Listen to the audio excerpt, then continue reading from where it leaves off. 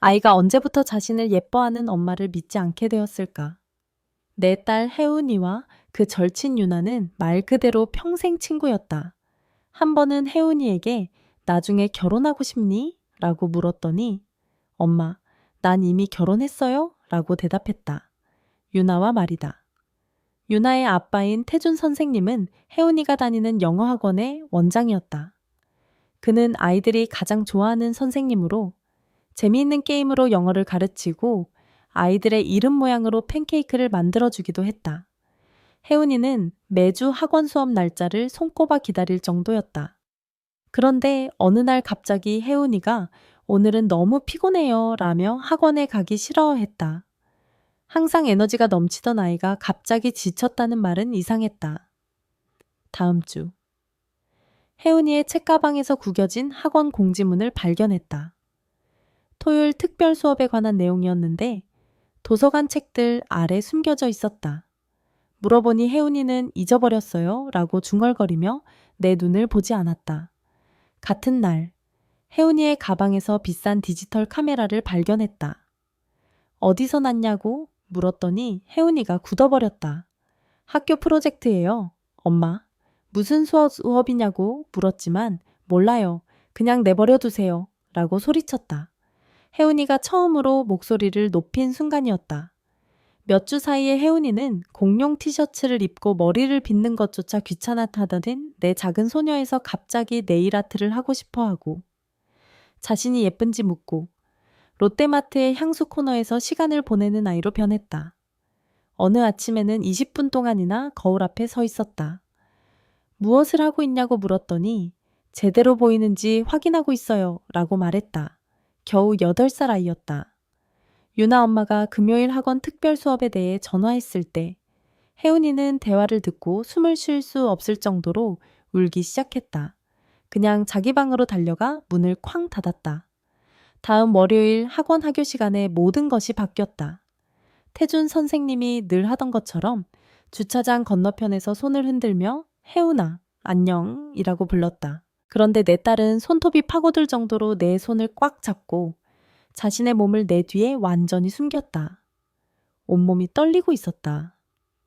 차 안에서는 태준 선생님의 차가 우리 뒤에 오지 않는지 계속 확인했다.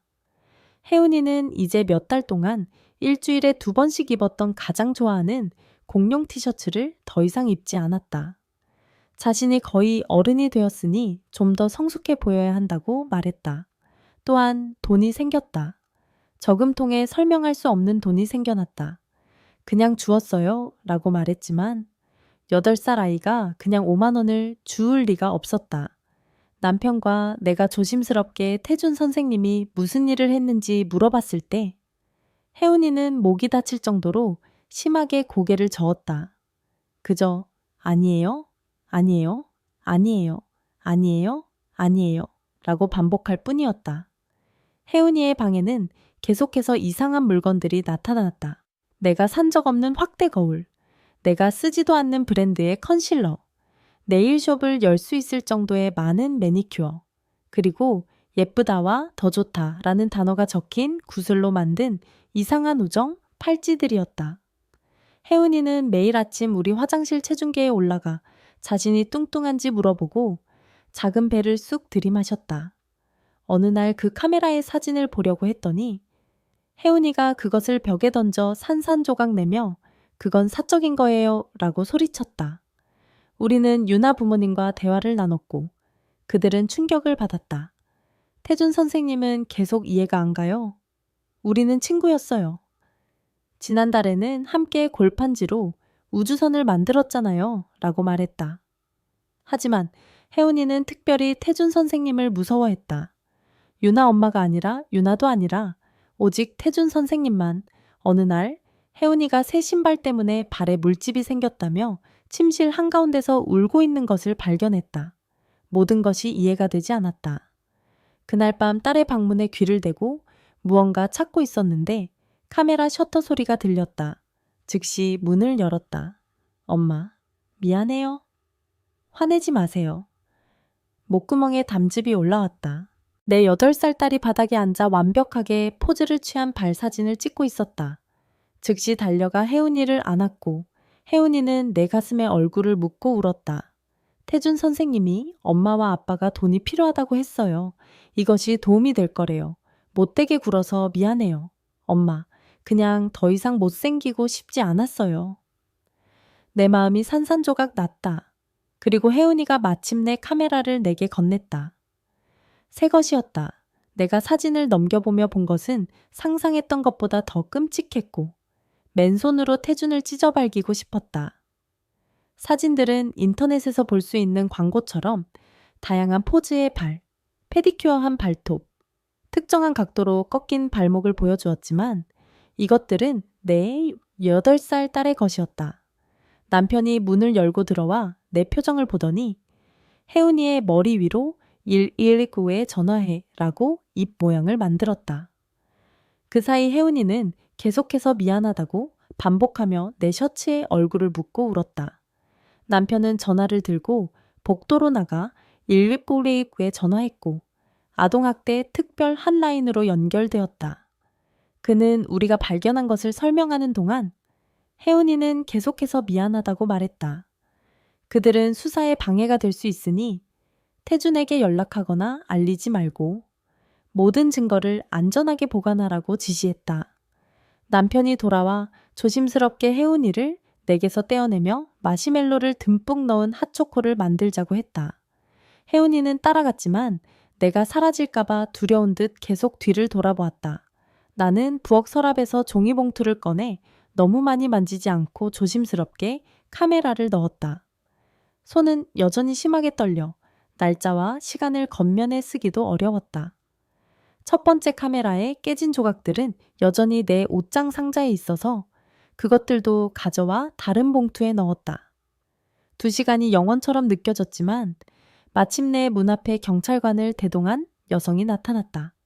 카펜터 집배원 데보라 칼펜터는 자신을 이런 상황의 아이들을 돕는 사람이라고 소개하며 친절한 눈과 부드러운 목소리를 가지고 있었다. 정형사 디텍티브 중는 키가 크고 진지해 보였지만 거실 모퉁이에서 내다보는 혜은이를 보고 미소를 지었다. 집배원은 혜은이가 안전하고 편안하게 느끼는 그녀의 방에서 이야기를 나눌 수 있는지 물었다. 나는 집배원이 바닥에 혜은이와 함께 앉아 가방에서 인형을 꺼내는 것을 문간에서 지켜보았다. 그녀는 혜은이가 인형을 가지고 놀게 하면서 태준 선생님과 어떤 종류의 게임을 했는지에 대한 매우 부드러운 질문을 했다. 혜은이의 목소리는 태준 선생님이 우리의 비밀 게임이라고 했어요. 라고 말할 때 너무 작아서 거기로 달려가지 않기 위해 문틀을 움켜잡아야 했다. 정형사는 혜은이의 방 사진을 찍기 시작했고 특히 화장대에 늘어선 매니큐어 병들에 집중했다. 그는 장갑을 끼고 각 물품, 거울, 화장품, 단어가 적힌 이상한 우정 팔찌들을 조심스럽게 봉투에 담았다. 그는 증거 연속성에 대해 설명하고 이것이 혜은이에게 일어난 일을 증명하는 데 도움이 될 것이라고 말했다. 첫날 밤이 가장 힘들었다. 혜은이는 우리 중 누구도 놓아주지 않았다. 그녀는 남편과 나 사이에서 잤고 매 시간 울며 깨어나 우리가 아직 거기 있는지 확인했다. 그녀는 계속 태준 선생님이 오지 않게 해주세요 라고 속삭였고 우리는 그가 더 이상 그녀를 해치지 못할 것이라고 거듭 약속했다. 다음 날 아침 집배원이 아동보호센터에 대한 정보가 담긴 폴더를 가지고 돌아왔다. 그녀는 그곳이 아이들을 위해 특별히 설계된 곳으로 혜은이가 여러 번 이야기를 반복할 필요 없이 녹화될 인터뷰를 할 수 있다고 설명했다. 건물에는 경찰서와 달리 장난감과 편안한 방이 있었다. 남편이 혜은이의 아침 식사를 만드는 동안 나는 학교에 전화해 하교시 안전 문제가 있다고 말했다. 교장 선생님은 질문하지 않고 즉시 새로운 절차를 마련하겠다고 말했고 태준의 이름은 시스템에 표시될 것이라고 했다. 남편은 상사에게 전화해 앞으로 몇 주 동안 재택근무를 할 수 있도록 조정했고 그래서 우리 중 한 명이 항상 혜은이와 함께 있을 수 있었다. 우리는 목욕 시간에 화장실 문을 살짝 열어두고 모든 전자기기는 우리가 볼 수 있는 거실에 두는 등의 새로운 규칙을 만들었다. 혜은이는 물 한 잔을 마시러 부엌에 갈 때도 나를 따라다녔다. 우리는 혜은이가 무서워하면 잘 수 있는 담요로 된 작은 둥지를 우리 침실 바닥에 만들었다. 그들이 보낸 소아과 의사는 혜은이를 검사하는 동안 매우 부드러웠고 간호사가 손을 잡고 있었다. 혜은이는 계속해서 의사에게 자신이 예쁜지 물어봤고 이는 내 가슴을 다시 한번 아프게 했다. 정형사는 기술 담당자들이 두 카메라에서 삭제된 사진을 복구하고 있다고 전화로 알려왔다. 그는 이미 발견한 것만으로도 태준을 체포하기에 충분하지만 가능한 한 강력한 사건을 구축하고 싶다고 말했다. 우리는 혜은이를 위해 새 옷을 사야 했다. 그녀는 태준이 본 옷은 어떤 것도 입지 않으려 했다. 롯데마트에서 혜은이는 다시 공룡 티셔츠를 골랐고 몇 달 만에 처음으로 매니큐어를 보자고 하지 않았다. 매일 밤 그녀는 무서워하며 깨어나 인형 코끼리를 꽉 쥐고 우리 사이로 기어들어왔다. 우리는 카메라 사용을 완전히 중단했다. 심지어 우리의 휴대폰도 카메라 렌즈가 보이지 않도록 뒤집어 놓았다. 다음 날 아침, 내가 혜은이의 아침 식사를 준비하고 있을 때 유나 엄마가 전화해 왜 몇 주 동안 우리를 보지 못했는지 물었다. 집배원이 아이들과 관련된 조사가 진행 중이라고만 말하라고 한 말을 반복하면서 혜은이가 시리얼 그릇을 휘젓는 것을 지켜보며 내 목구멍이 막혔다. 유나 엄마의 목소리에서 아이들 사이에 문제가 있는지 물을 때 혼란스러움이 느껴졌다. 집배원이 말한 것을 반복하면서 내 배가 뒤틀렸다. 아동보호센터 약속까지 사흘이 지났다. 건물은 밝은 색으로 칠해져 있고 창문을 통해 놀이터가 보이는 보육원처럼 보였다. 우리가 장난감과 책이 가득한 로비로 들어가자 혜은이의 손은 내 손에 꽉 잠겨 있었다. 검은 머리에 친절한 눈을 가진 여성이 다가와 혜은이 수준으로 무릎을 꿇었다. 그녀는 자신을 노라 산티아고라고 소개하고 혜은이가 들고 있는 코끼리 인형에 대해 물었다. 노라는 우리를 부드러운 소파와 더 많은 장난감이 흩어져 있는 누군가의 거실처럼 보이는 방으로 안내했다. 그녀는 남편과 내가 여기서 기다리는 동안 혜은이와 함께 특별한 방에서 이야기를 나눌 것이라고 설명했다. 혜은이는 노라를 따라 아이들의 예술 작품으로 덮인 복도를 따라가기 전에 3번이나 뒤돌아보았다. 남편과 나는 큰 어항을 마주보고 있는 소파에 앉아 노란색과 파란색 물고기가 원을 그리며 헤엄치는 것을 보았다. 우리 중 누구도 커피 테이블 위의 잡지나 구석에서 조용히 만화를 틀어놓은 TV에 집중할 수 없었다. 몇 분마다 우리 중 한 명이 벽에 있는 시계를 확인한 다음 다시 물고기를 보았다. 혜은이는 여전히 다른 방에서 장난감을 가지고 놀고 있을 때 노라가 돌아왔다. 그녀는 우리 앞에 앉아 조사의 무결성을 보호하기 위해 세부 사항을 공유할 수 없다고 설명했다. 그러나 그녀는 혜은이가 우려되는 행동을 공개했으며 모든 것이 법적 목적으로 기록되었다고 확인했다. 이는 혜은이가 다른 사람들에게 이야기를 반복해서 말할 필요가 없음을 의미했다. 정형사는 그 후 주차장에서 우리를 만나 내가 신발 상자에 보관해둔 깨진 카메라 조각을 수집했다. 그는 장갑을 끼고 각 조각을 조심스럽게 증거 봉투에 옮기면서 그들의 기술팀이 정말 좋다고 설명했다.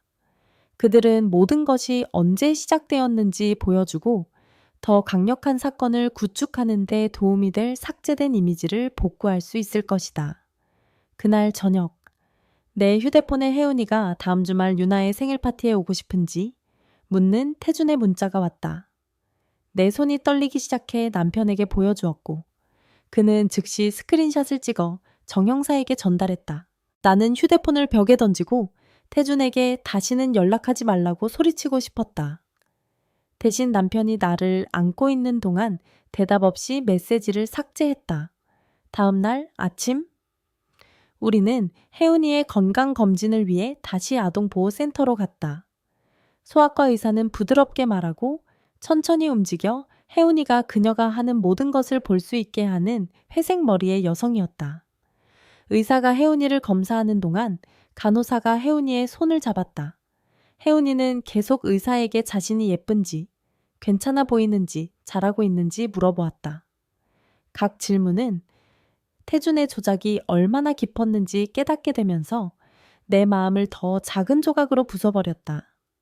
검사 후 노라는 우리와 함께 같은 편안한 방에 앉아 그녀가 배운 그루밍 전술에 대해 설명했다. 예쁘다와 더 좋다 라는 단어가 적힌 우정 팔찌는 포식자들이 아이들을 특별하고 어른스럽게 느끼게 하는 고전적인 방법이었다. 모든 미용 제품과 거울은 혜은이가 외모에 집중하고 특정한 방식으로 보여야 한다고 느끼게 하기 위한 것이었다. 돈은 지불이었지만 또한 가족을 위해 중요한 일을 하고 있다고 느끼게 하는 방법이었다. 이틀 후 정영사는 혜은이가 놀이치료사와 치료 약속을 하는 동안 전화했다. 그는 판사가 태준의 집과 모든 전자기기에 대한 수색영장에 서명했다고 말했다. 경찰은 그날 오후에 영장을 집행할 것이고 유나의 가족은 조사에 대해 알게 될 것이다. 그는 그들이 무슨 일이 일어나고 있는지 깨달았을 때 연락에 대비하라고 경고했다.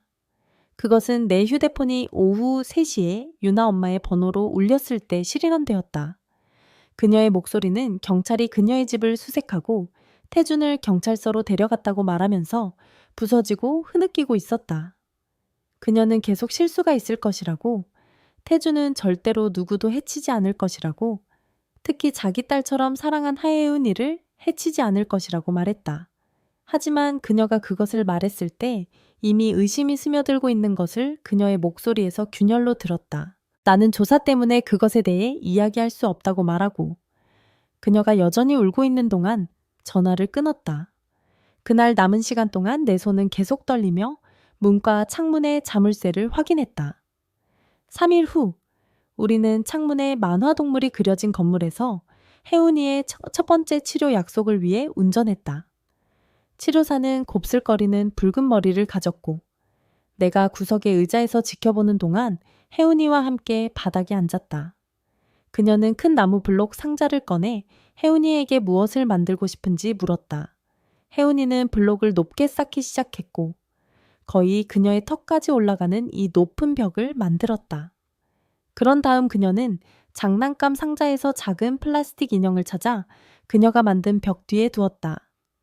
나쁜 카메라맨에게서 숨어야 해요 라고 혜은이가 말했고 치료사는 그저 고개를 끄덕이며 노트북에 무언가를 적었다. 내가 앉아서 장난감을 통해 두려움을 표현하는 내 딸을 보며 울지 않으려고 애쓰는 동안 그들은 1시간 동안 놀았다. 그날 오후 우리가 집에 돌아왔을 때 정영사가 카메라에 대한 소식으로 전화했다. 기술 담당자들은 2 카메라 모두에서 심지어 혜은이가 벽에 던져 부순 카메라에서도 사진을 얻을 수 있었다. 그는 그들이 3개월 전부터 시작된 이미지, 메모리 카드에 저장된 수백 장의 이미지를 발견했다고 말했다. 증거는 형사 기소를 제기하기에 충분했지만 그는 재판까지 법적인 것들이 영원히 아마도 1년 이상 걸릴 수 있다고 경고했다. 그것이 그렇게 오래 끌릴 것이라는 말을 듣고 내 배가 떨어졌지만 적어도 그들은 태준이 한 일에 대한 증거가 있었다. 그로부터 이틀 후 우리는 아동보호센터에서 부모 교육에 참석해야 했다. 방에는 다른 6명의 부모가 있었고 우리는 모두 상담사가 아이들이 트라우마에 어떻게 반응하는지에 대해 이야기하는 동안 원을 그리고 앉았다. 그녀는 아이들이 다시 침대에 오줌을 싸거나 악몽을 꾸거나 매우 끈끈하게 굴거나 이유 없이 화를 낼 수 있다고 설명했다. 상담사가 아이들이 자신을 비난하는 것에 대해 이야기했을 때 한 엄마가 울기 시작했다. 그리고 우리가 이 악몽을 겪고 있는 유일한 가족이 아니라는 것을 깨달았다. 다른 부모들도 같은 끔찍한 일을 겪고 있다는 것을 알게 되어 조금은 도움이 되었다. 상담사는 우리에게 경고 신호와 대처 전략에 대한 자료를 주었고 치유는 시간이 걸리기 때문에 인내심을 가지라고 말했다. 그 주말 우리는 뭔가를 치고 싶게 만드는 끔찍한 소식을 들었다. 태주는 체포 후 보석금을 내고 풀려나 자유롭게 돌아다니고 있었다. 그는 혜은이나 우리 집이나 그녀의 학교에 가까이 갈 수 없다는 접근 금지 명령이 있었다. 최소한 500m 떨어져 있어야 했지만 그것은 충분하지 않은 것 같았다. 그래서 나는 전자상점에 가서 우리 집을 위한 보안 카메라를 샀다. 내가 내 휴대폰에 앱을 다운로드하는 동안 남편은 모든 문과 창문에 카메라를 설치했다. 나는 하루에 아마도 50번은 그 앱을 확인했다. 차가 지나가는 소리가 들리거나 초인종이 울릴 때마다. 혜은이는 카메라가 그녀를 지켜보는 끔찍한 악몽을 꾸기 시작했다. 그녀는 울면서 우리 방으로 달려와 카메라가 벽을 통해 그녀를 볼 수 있다고 말했다. 우리는 휴대폰과 태블릿이 주변에 있는 것이 상황을 악화시키고 있다는 것을 깨달았다. 그래서 우리는 매일 밤 그것들을 모두 모았다. 혜은이는 내가 그것들을 부엌 서랍에 잠그는 것을 도왔고, 그녀는 베개 아래 열쇠를 보관할 수 있었다. 그것은 작은 일이었지만 그녀가 우리 집의 카메라에 대해 어느 정도 통제력을 갖는 데 도움이 되었다. 혜은이가 보호센터에서 무슨 일이 있었는지 말한 지 약 2주 후 정형사가 더 많은 소식을 가지고 전화했다. 또 다른 가족이 놀이 약속을 위해 태준의 집에 간 후 이상하게 행동하는 딸에 대해 나서서 이야기했다. 그들의 아이는 겨우 6살이었고 학교 앨범 사진을 찍으려고 할 때 사고가 나고 울기 시작했다. 형사는 조사가 커지고 있으며 태준이 다른 아이들도 해쳤는지 보고 있다고 말했다. 내 일부는 더 많은 피해자가 있을지도 모른다는 생각이 아팠지만 다른 일부는 이제 사람들이 우리를 믿을 것이라는 것에 안도했다. 며칠 후 집배원이 전화해 유나 엄마가 아이들이 서로 볼 수 있는지 알고 싶다고 말했다. 그녀는 유나와 함께 집을 나와 마을 건너편에 있는 그녀의 부모님 집에 머물고 있었다. 엄마는 아이들이 안전할 보호센터에서 감독된 놀이 약속을 갖기를 원했다. 혜은이에게 유나를 보고 싶은지 물었을 때 그녀는 매우 조용해지고 손톱을 뜯었다. 유나가 아빠를 일러 바친 것 때문에 나한테 화나면 어떡해요? 그녀가 물었다. 나는 유나가 화나지 않고 친구를 그리워한다고 말했지만 혜은이는 여전히 무서워하는 것 같았다. 우리는 치료사가 두 소녀 모두에게 도움이 될 것이라고 생각했기 때문에 어쨌든 시도하기로 결정했다. 놀이 약속은 다음 주에 장난감과 미술용품이 있는 보호센터의 특별한 방에서 일어났다. 집배원이 거기 있었고 치료사도 있었고 두 사람 모두 소녀들이 작은 탁자에 앉아 있는 동안 의자에 앉아 있었다. 처음에는 두 소녀 모두 아무 말도 하지 않았다. 그들은 그저 큰 종이에 마커로 색칠할 뿐이었다. 그런 다음 유나가 매우 조용히 우리 아빠가 떠났어요 라고 말했고 혜은이가 그녀를 올려다보았다. 그는 나한테 나빴어요 라고 혜은이가 대답했고 유나는 그저 고개를 끄덕이며 계속 색칠했다. 그들은 예전처럼 놀지 않았다. 킥킥거리거나 게임을 만들지 않고 그저 조용히 나란히 색칠할 뿐이었다. 그 후 우리는 검사, 그레이 수트를 입고 서류가 가득한 서류 가방을 가진 이창호, 챈드럴리라는 남자를 만나야 했다. 그는 그들이 태준에게 제기하고 있는 혐의를 설명했다. 뭔가 착취 자료를 만들고 아이들을 위험에 빠뜨리는 것에 관한 것. 그 단어들은 내가 아프게 느껴지게 했지만 나는 그가 과정에 대해 말하고 있는 것에 집중하려고 노력했다. 그는 유죄 판결을 받으면 태준이 최대 20년 징역을 살 수 있다고 말했지만 이런 사건들은 대개 합의로 끝난다고 경고했다. 대부분의 경우 재판은 아동 피해자들에게 힘들기 때문에 나쁜 사람들은 그들이 받아야 할 것보다 훨씬 적은 징역형을 받는다. 그는 그것이 공평하지 않더라도 우리가 그 가능성에 대비해야 한다고 말했다. 그 주 후반, 남편은 혜은이를 재울 때 그녀의 침대 아래에서 과자와 주스 상자를 발견했다. 그녀의 옷장에는 그라놀라 바가 있었고 그녀의 서랍장에는 과일 스낵이 가득 차 있었다. 우리가 그것에 대해 물었을 때 그녀는 울기 시작하며 왜 그런 행동을 하고 있는지 모르겠다고 말했다. 치료사는 그것이 통제와 안전함에 관한 것이며 트라우마를 겪은 아이들은 때때로 음식이나 다른 것들을 모아둔다고 설명했다.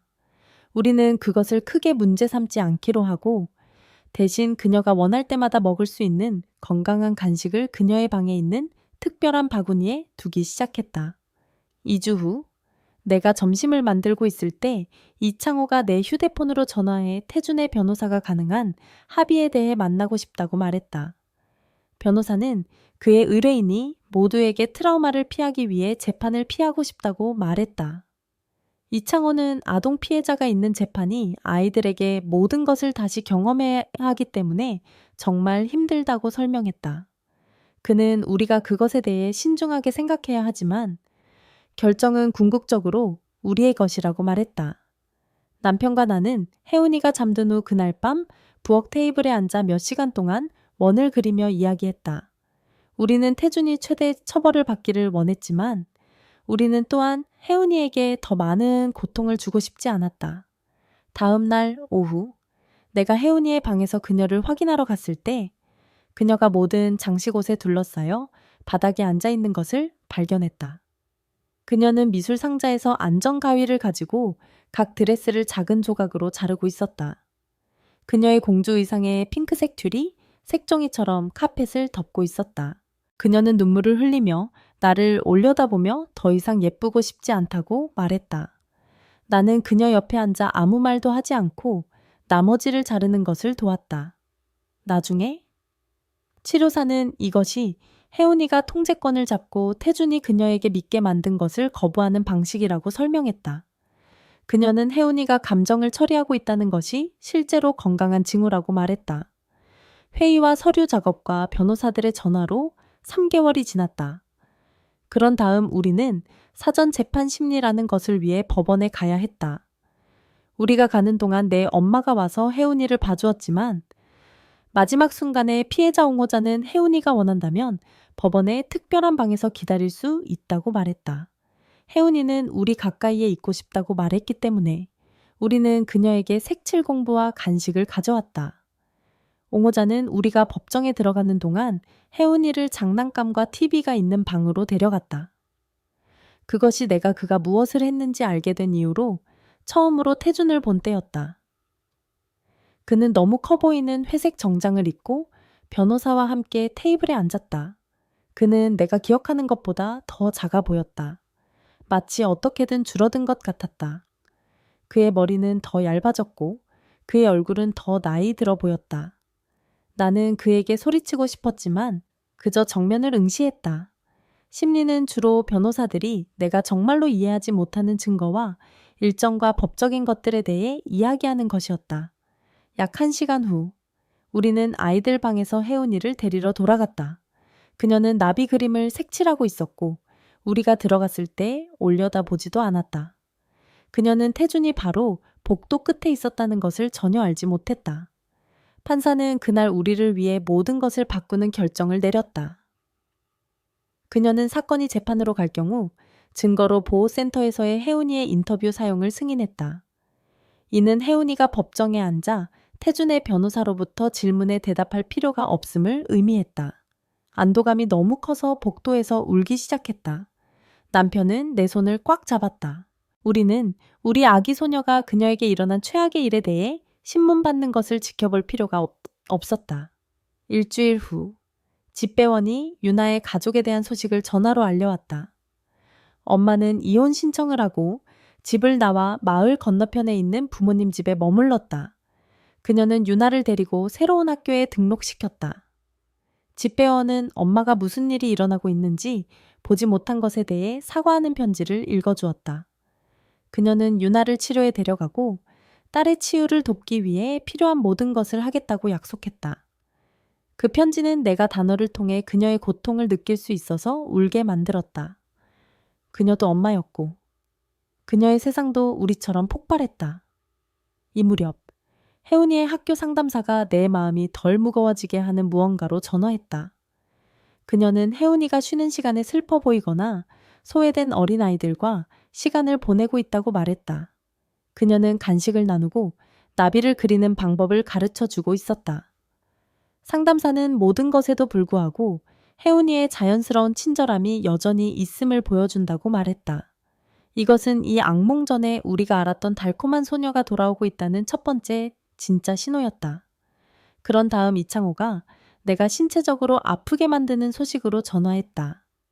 태준의 컴퓨터를 검사하는 법의학팀은 그가 일부 이미지를 온라인으로 판매했다는 증거를 발견했다. 이제 연방범죄가 되었기 때문에 이것은 모든 것을 바꾸었다. FBI가 조사에 합류하고 있었고 이창호는 이것이 실제로 우리 사건에 좋은 것이라고 설명했다. 연방 혐의는 유죄 판결을 받으면 태준이 훨씬 더 많은 징역형에 직면할 것을 의미했다. 그 사진들이 어딘가에 있다는 생각은 나를 부엌 싱크대에서 토하게 만들었다. 내가 흐느끼고 헛구역질을 하는 동안 남편이 내 머리를 잡아주었다. 그날 밤 내가 혜운이를 재울 때 나는 그녀의 침대에서 그녀를 찾을 수 없었다. 화장실을 확인한 다음 그녀의 옷장에서 작은 소리가 들렸다. 그녀는 담요와 베개로 거기에 작은 둥지를 만들었다. 그녀는 나를 올려다보며 옷장이 침대보다 더 안전하게 느껴진다고 말했다. 침대로 돌아가도록 설득하려고 하는 대신 우리는 옷장을 가능한 한 아늑하게 만들기로 결정했다. 다음 날 남편은 배터리로 작동하는 반짝이는 조명을 설치했고 나는 더 많은 베개와 그녀가 가장 좋아하는 인형을 추가했다. 우리는 그녀가 읽을 수 있도록 작은 배터리 랜턴을 거기에 두었다. 옷장이 그녀를 안전하게 느끼게 한다면 그곳에서 잘 수 있었다. 이틀 후 우리는 태준의 부모가 우리와 만나고 싶다는 변호사의 전화를 받았다. 그들은 우리가 검색에 더 가벼운 혐의를 요청하는 데 동의한다면 많은 돈, 아주 많은 돈을 제안하고 있었다. 변호사는 그들이 혜은이의 모든 치료와 의료 비용, 그리고 추가 보상을 지불할 준비가 되어 있다고 말했다. 내 남편은 나와 상의도 하지 않고 전화를 끊었다. 태준이 자신이 한 일에 대한 결과를 피하도록 돕기 위해 세상에 충분한 돈이 없었다. 우리는 즉시 이창호에게 전화해서 제안에 대해 말했고 그는 그것이 그들이 태준이 유죄라는 것을 알고 있음을 보여준다고 말했다. 내가 혜운이가 카메라와 함께 있는 것을 발견한 그 끔찍한 밤 이후로 4개월이 지났다. 우리는 일주일에 2번 치료와 집배원과의 점검으로 새로운 일상에 정착했다. 혜운이는 여전히 옷장에서 자고 있었고 여전히 예전을 생각나게 하는 것은 무엇이든 입지 않을 것이다. 하지만 그날 아침 우리가 치료 준비를 하고 있을 때 그녀는 몇 달 동안 보지 못한 무언가를 입고 나왔다. 그것은 그녀의 공룡 티셔츠였다. 그녀가 일주일에 2번 입었던 것, 그녀가 서랍 뒤에 숨겼던 것, 그녀는 마치 허락을 구하는 것처럼 긴장하며 나를 보았다. 나는 영원히 처음으로 행복한 눈물을 흘리는 것을 그녀가 보지 못하도록 돌아서야 했다. 치료사는 내가 얼굴을 닦는 것을 보고 작은 고개를 끄덕이며 혜운이가 블록과 인형으로 놀이공간에 정착하는 동안 작은 고개를 끄덕였다. 그날 오후 이창원은 다른 가족이 나서서 말한 것에 대해 전화했다. 그들의 6살 딸이 태준의 집에서 놀이 약속을 가졌고 비슷한 징후를 보이기 시작했다. 예를 들어 자신이 충분히 예쁜지 묻고 가방에 설명할 수 없는 돈이 있었다. 엄마는 딸의 태블릿에서 즉시 경찰에 전화하게 만든 사진을 발견했다. 그리고 이제 그들은 이창호가 기소를 훨씬 더 강하게 만들 것이라고 말한 우리 사건에 합류하기를 원했다. 우리는 3일 후 검찰청에서 그들을 만났다. 그리고 그들의 작은 소녀는 혜운이보다 훨씬 어렸고 내 마음을 다시 한번 부수는 똑같은 무서운 눈빛을 가지고 있었다. 엄마는 대기실에서 내 손을 잡고 우리 둘 다 말없이 울기 시작했다. 우리는 서로의 고통을 이해하기 위해 단어가 필요하지 않았기 때문이다. 다음 주에 정 형사는 방 안의 모든 사람을 침묵하게 만드는 소식을 가지고 우리를 회의실로 불렀다. 태준의 컴퓨터를 살펴보는 법의학팀은 태준이 업무 회의를 위해 여행한 다른 주의 아이들과 일치하는 사진과 함께 3명의 더 많은 잠재적 피해자의 증거를 발견했다. 조사는 이제 주 경계를 넘어 확장되고 있었고 FBI는 이제 그가 여러 관할권의 피해자들과 함께 도주 위험으로 간주되었기 때문에 태준의 보석금이 즉시 취소되는 사건의 일부를 맡고 있었다. 남편은 태준이 다시 감옥에 갈 것이라는 소식을 들었을 때 주먹을 불끈 쥐었다. 하지만 나는 그가 얼마나 많은 아이들을 다치게 했는지 생각하며 그저 아팠다. 그 주 치료 중 치료사가 기다리고 있던 새로운 일이 일어났다. 혜운이는 장난감 자동차를 가지고 놀다가 갑자기 하나를 벽에 던지며 태준이 싫고 그가 영원히 사라지기를 원한다고 소리쳤다. 그녀는 인형의 집을 발로 차고 치료사가 침착하게 보며 그것이 두려움과 수치심 대신 마침내 분노를 표현하고 있었기 때문에 이것이 실제로 좋은 진전이라고 우리에게 나중에 말한 동안 베개를 방 주변으로 던졌다. 치료사는 두려움에서 화남으로 이동하는 것은 혜은이가 일어난 일이 그녀의 잘못이 아니라는 것을 이해하기 시작하고 그것에 대해 화를 낼 권리가 있다는 것을 의미한다고 설명했다. 2주 후 집배원은 우리가 아동 착취를 다루는 가족들을 위한 지원 그룹을 시도해 볼 것을 제안했다. 그리고 비록 나는 우리 이야기를 낯선 사람들과 공유하는 것에 대해 확신하지 못했지만 우리는 시도해 보기로 결정했다. 회의는 약 16개의 다른 가족들과 함께 교회 지하실에서 열렸다. 그리고 부모들이 원을 그리고 이야기하는 동안 혜은이는 비슷한 일을 겪은 다른 아이들과 함께 옆방에서 놀았다. 한 아빠는 아들의 전화에서 사진을 발견한 것에 대해 이야기했고 한 엄마는 그녀의 딸이 더 이상 자신의 침대에서 자지 않을 것이라고 공유했다. 그리고 그들의 이야기를 듣는 것은 내가 생각했던 것만큼 우리가 혼자가 아니라는 것을 깨닫게 했다.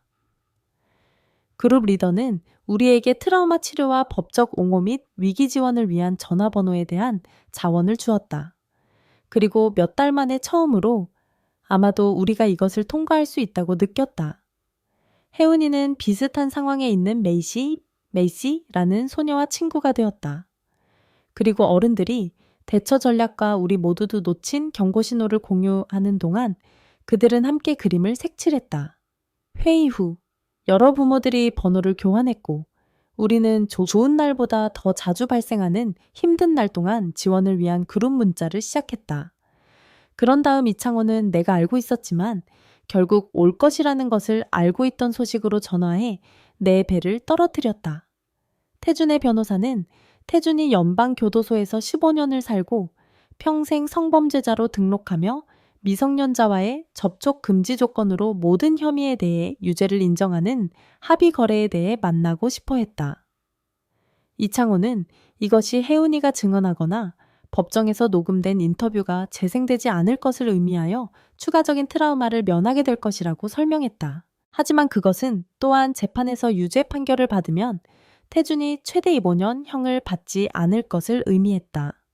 내 남편은 태준이 영원히 감옥에서 썩기를 원했고 그가 모든 아이들에게 한 일에 대해 15년이 충분하지 않다고 주장하며 밤새 부엌을 서성거렸다. 나도 같은 분노를 느꼈지만 나는 또한 혜은이가 재판을 통해 앉아 변호사들이 그녀를 거짓말쟁이처럼 보이게 하거나 그녀가 일어난 일을 오해했다고 말하려고 시도하는 것을 듣는 것에 대해 계속 생각했다. 우리는 혜은이에게 가장 좋은 것이 무엇인지, 대태준이 받아야 할 것에 대해 오전 3시까지 밤새 이야기하며 앞뒤로 왔다 갔다 했다. 그리고 마침내 그가 이러한 사건의 수백 개를 처리했기 때문에 이창호가 추천하는 것을 지지하기로 결정했다. 다음 날 치료에서 혜은이는 치료사가 제안한 신체 안전 포스터라는 것에 작업했다. 그녀는 그녀의 몸이 그녀에게 속하고 아무도 그녀의 사적인 부분을 만질 수 없으며 만지는 것에 대한 비밀을 지킬 수 없다는 규칙을 썼다. 그녀는 그것을 스티커와 마커로 장식하고 공룡 포스터 바로 옆 그녀의 침실벽에 걸었다. 그리고 그녀가 자신의 몸에 대한 통제권을 되찾는 모습을 보는 것은 그녀가 볼 수 없는 복도에서 나를 울게 만들었다. 내가 그 카메라와 함께 혜은이를 발견한 이후로 기계 5개월이 지났고 그녀는 여전히 밤에 밖에서 소리가 들릴 때 무서워하기 때문에 보호를 위해 개를 얻을 수 있는지 물으며 어느 날 아침 우리에게 왔다. 우리는 그 주말에 동물 보호소에 갔고 혜은이는 모든 강아지들을 지나쳐 너무 조용하고 지루해서 2번이나 반환된 골든 리트리버가 있는 케이지에서 멈췄다. 그녀는 바닥에 앉았고 개는 즉시 그의 머리를 그녀의 무릎에 놓았고 그녀는 우리를 올려다보며 그의 이름은 경비, 갓였고 집에 데려가도 될까요? 라고 말했다. 경비는 매일 밤 혜은이의 문 밖에서 자고 그녀를 방에서 방으로 따라다녔으며 그의 일이 그녀를 안전하게 지키는 것이라는 것을 알고 있는 것처럼 보였다. 3주 후 이창호는 합의 거래가 진행 중이며 태준이 다음 월요일 법정에서 공식적으로 죄를 인정할 것이라고 말했다. 우리는 혜은이가 그를 볼 필요가 이제 없도록 폐쇄회로 TV로 별도의 방에서 지켜볼 수 있었다. 우리는 태준이 오렌지색 죄수복을 입고 판사가 그에게 여러 미성년 피해자의 부적절한 이미지를 유통을 위해 제작했는지 물었을 때 예 라고 말하는 동안 그 작은 방에서 손을 잡고 앉아 있었다. 그가 실제로 자신이 한 일을 소리내어 인정하는 것을 듣는 것은 모든 회의와 치료 세션도 하지 못했던 방식으로 그것을 현실로 만들었다. 그리고 나는 나중에 남편이 내 머리를 잡고 있는 동안 법원 화장실에서 토했다. 다음 날 유나의 엄마로부터 편지가 도착했다. 그녀는 일어난 모든 일에 대해 미안하다고 말했고 유나는 혜은이를 그리워했으며 왜 더 이상 함께 놀 수 없는지 이해하지 못했다. 하지만 그녀는 그것의 어떤 것도 혜은이 탓이 아니라고 했다. 혜은이는 답장을 쓰고 싶어 해서 그녀는 그녀도 유나를 그리워하지만 그들이 다시 친구가 되기 전에 더 많은 시간이 필요하다고 말하는 동안 내가 타이핑했다. 그리고 아마도 언젠가 그녀가 더 나아졌을 때 그들은 두 엄마가 모두 있는 공원에서 놀 수 있지만 아직은 아니다. 그 편지로부터 3주 후 우리는 대기실에 장난감이 있고 큰 창문이 있는 시내의 장소에서 가족 치료를 시작했다. 치료사는 우리 모두가 바닥에 있는 이 파란색 쿠션에 원을 그리고 앉게 했고 남편이 먼저 가서 그가 계속 태준을 찾아내 야구 방망이로 때리는 꿈을 꾸고 있다고 말했다. 그는 마치 날씨에 대해 이야기하는 것처럼 그렇게 침착하게 말했지만 그의 손은 떨리고 있었다. 나는 그들에게 혜은이를 밤에 수번 확인하는 것과 내가 어떤 신호를 놓쳤는지 알아내기 위해 모든 놀이 약속을 계속해서 다시 생각하고 있다고 말했다. 혜은이는 그저 구석에 있는 모래, 쟁반을 가지고 놀면서 작은 플라스틱 소녀 주위에 작은 벽을 만들었다. 치료사는 트라우마가 전체 가족에 영향을 미치며 우리가 함께 그것을 통과할 것이라고 말했다. 하지만 나는 그녀가 태준의 이름을 말했을 때 내 남편이 무언가를 치고 싶어 했다는 것을 알 수 있었다. 우리는 그 후로 매주 화요일에 갔고 천천히 혜은이의 성적과 남편의 직장 스트레스 같은 정상적인 것들에 대해서도 이야기하기 시작했다. 내가 그 카메라와 함께 혜은이를 발견한 지 6개월 후 그녀는 학교 장기자랑에 등록했는데 이것은 그녀가 어떤 관심도 피하고 있었기 때문에 우리를 놀라게 했다. 그녀는 용감해지는 것에 대한 이 노래를 선택하고 경비가 그녀의 문 밖에 앉아 있는 동안 몇 주 동안 그녀의 방에서 연습했다. 공연 밤, 우리는 앞줄에 앉아 그녀가 공룡 티셔츠와 새로운 반짝이는 신발을 신고 그 큰 무대에 걸어가는 것을 보았다. 첫 번째 라인에서 그녀의 목소리는 떨렸지만 그 다음에는 더 강해졌다. 그리고 마지막에 그녀는 우뚝 서는 것에 대한 단어를 크게 외치고 있었다. 그 강당에 있는 아무도 왜 이것이 그렇게 중요한지 언급하지 않았다. 하지만 그녀가 끝났을 때 모든 곳이 폭발했고 사람들은 일어나서 3분 동안 박수를 쳤다. 일부 부모들은 울고 있었고 교장 선생님은 그녀가 무대에서 내려왔을 때 특별히 큰 포옹을 주었다. 이틀 후 우리는 이창호로부터 태준의 선고 공판에 대한 전화를 받았고 그는 우리가 다시 별도의 방에서 볼 수 있다고 말했다. 우리는 그날 아침 혜은이를 학교에 데려다 주었고 그녀는 학교 밖에 있는 정원에서 나비를 보고 싶어 했다. 우리가 들어가는 동안 법정은 다른 부모들과 조사관들로 가득 차 있었고 태준은 판사가 모든 혐의를 읽는 동안 오렌지색 죄수복을 입고 거기에 서 있었다. 판사는 그의 범죄를 어린이에 대한 용서할 수 없는 배신이라고 불렀고 사회는 그와 같은 포식자들로부터 아이들을 보호할 의무가 있다고 말했다.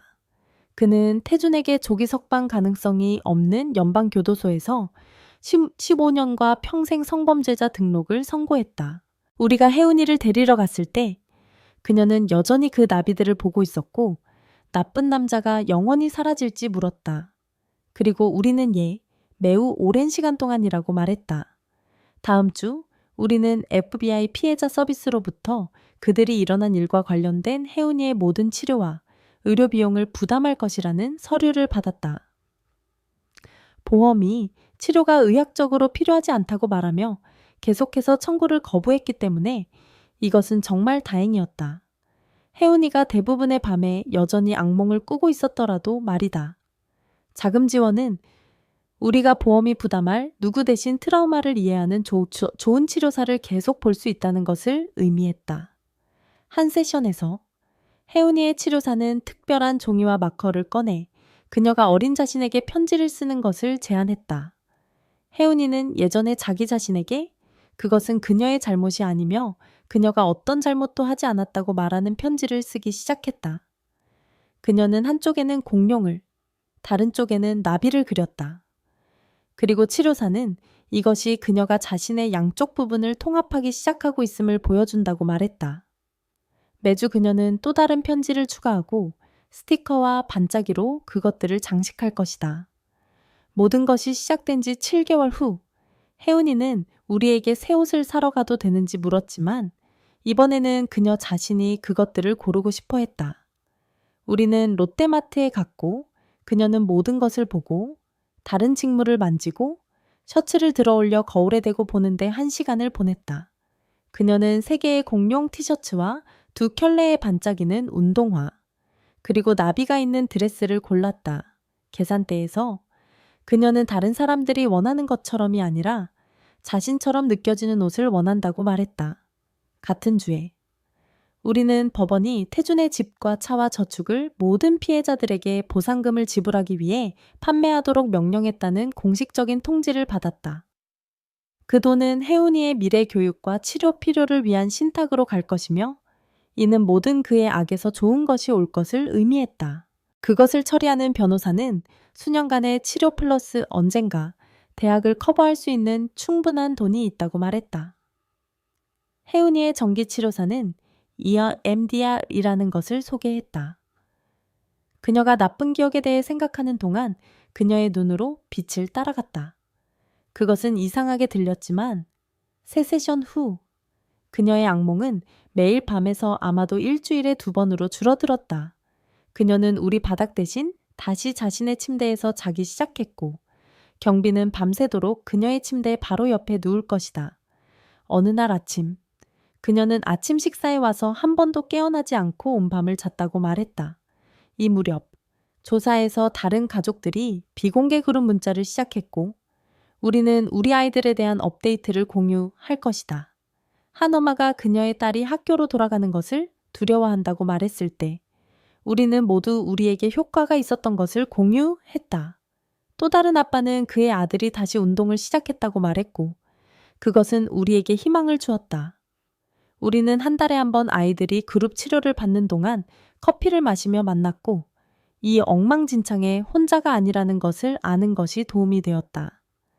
내가 카메라와 함께 그 끔찍한 밤을 겪은 지 8개월 후 혜은이는 학교 아이들과 생일 파티를 할 수 있는지 물으며 내게 왔다. 그녀는 치료 그룹을 제외하고는 다른 아이들 주변에 있고 싶어 하지 않았기 때문에 이것은 큰 일이었다. 그녀는 공룡 테마를 원했고 큰 놀이터가 있는 공원에서 할 수 있는지 물었다.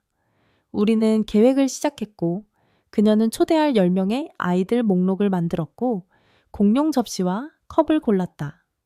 그녀는 심지어 케이크 만드는 것을 돕고 싶어 했고 초콜릿에 녹색 아이싱이 있어야 한다고 말했다.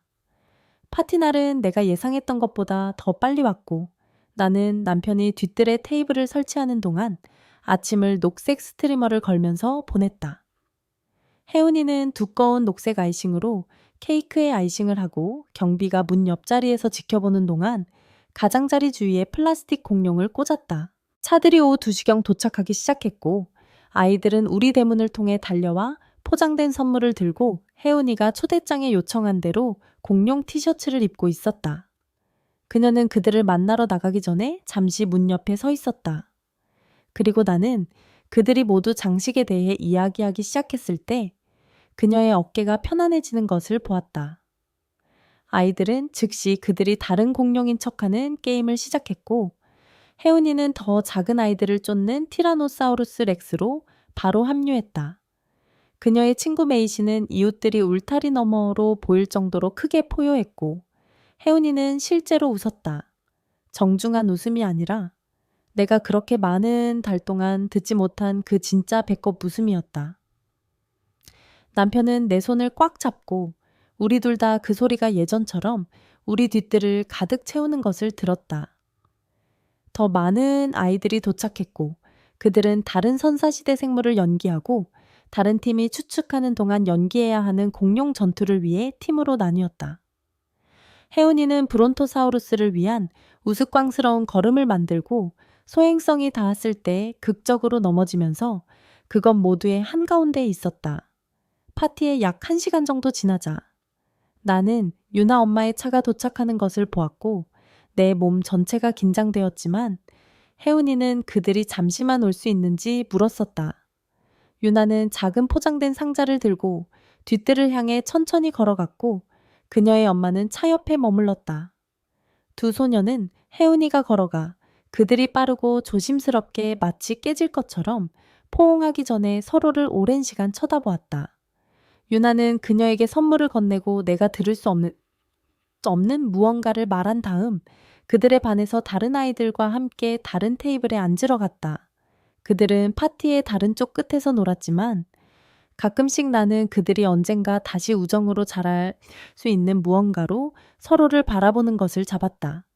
유나 엄마는 차에서 내게 손을 흔들었고 나는 우리 모두 무언가가 정상이 되기 전에 더 많은 시간이 필요하다는 것을 알면서 고개를 끄덕였다. 케이크와 선물 후 아이들은 끈적끈적하고 피곤한 채로 집에 갔다.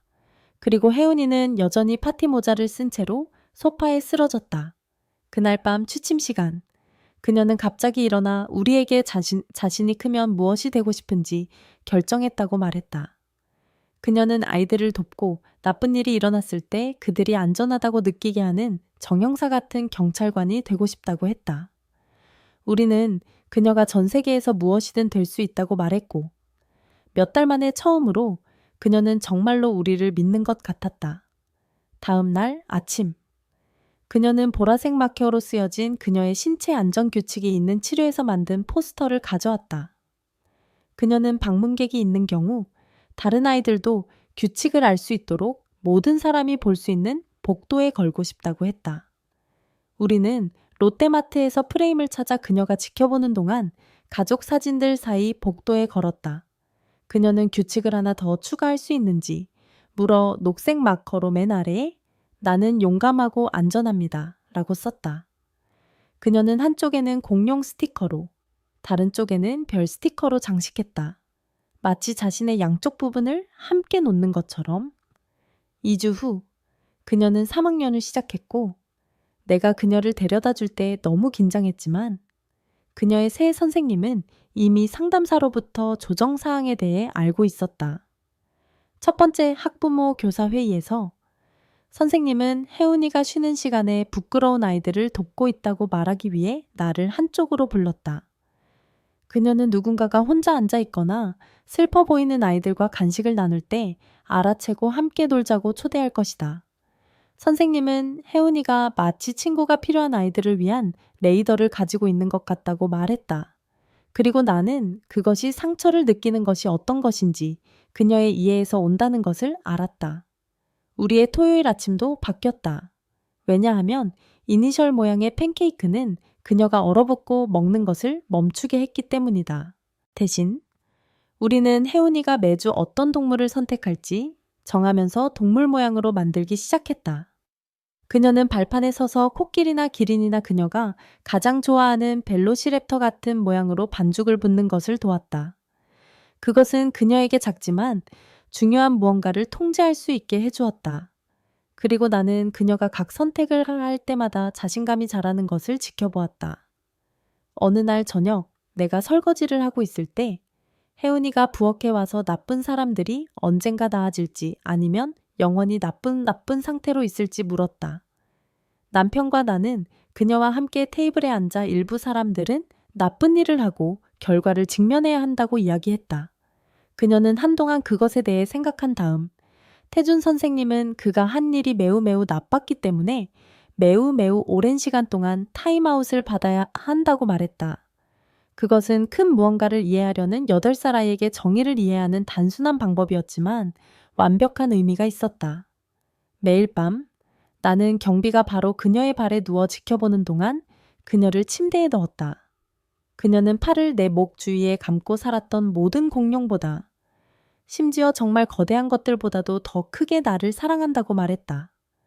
우리는 완전히 나아지지 않았고 아마도 우리는 전과 정확히 같을 수 없을 것이다. 하지만 우리는 함께 하루씩 전진하고 있었다.